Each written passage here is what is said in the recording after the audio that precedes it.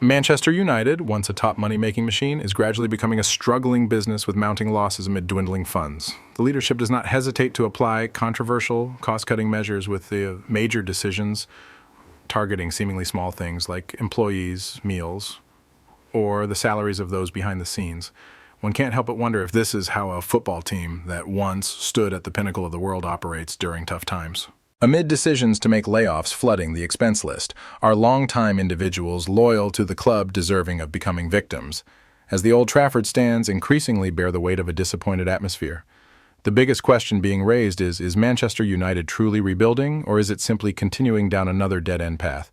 Now, Manchester United finds itself trapped in a financial spiral, and the stark numbers in the latest financial report expose a harsh reality. In the most recent quarter, the club posted a loss of PS 27.7 million, with operating profit plummeting sharply from PS 27.5 million to just PS 3 million.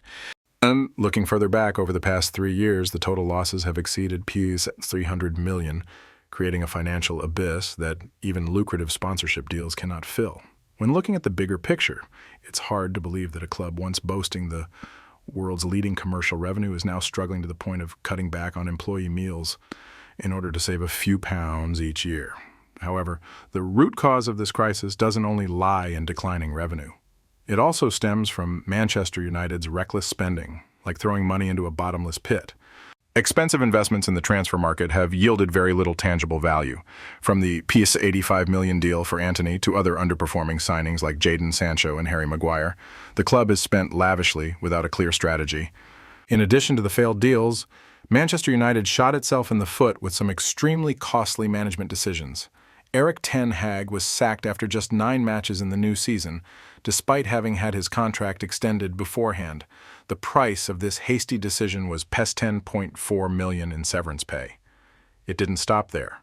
The club also spent another PS 4.1 million just to terminate the contract of Dan Ashworth, the sporting director who was brought in with high expectations, but ultimately dismissed.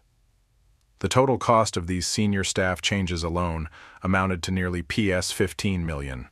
If these wasteful expenditures weren't shocking enough, Manchester United's debt situation is sure to make fans sit up in surprise. When the Glazers took over the club in 2005, the team had no debt.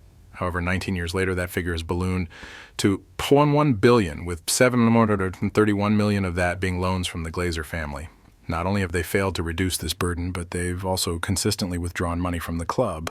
Over the past decade, the Glazer family has received PS 177 million in dividends, while the club has struggled with an enormous loan interest burden, now totaling PS 800 million. Ironically, despite Manchester United being drowning in debt, the owners continue to focus on maximizing personal profits rather than prioritizing the club's sustainable development. The financial picture of Manchester United at this point resembles a sinking ship in the middle of a vast ocean, filled with poor decisions and mounting financial burdens. While other clubs like Manchester City and Liverpool are developing sustainably thanks to smart management strategies, Manchester United, on the other hand, is struggling in a maze of failed investments and poor management. Cutting back on lunches or laying off staff may help the club alleviate some of the immediate financial pressure, but if the root causes of the problem are not addressed, the bleak outlook will continue to overshadow the club.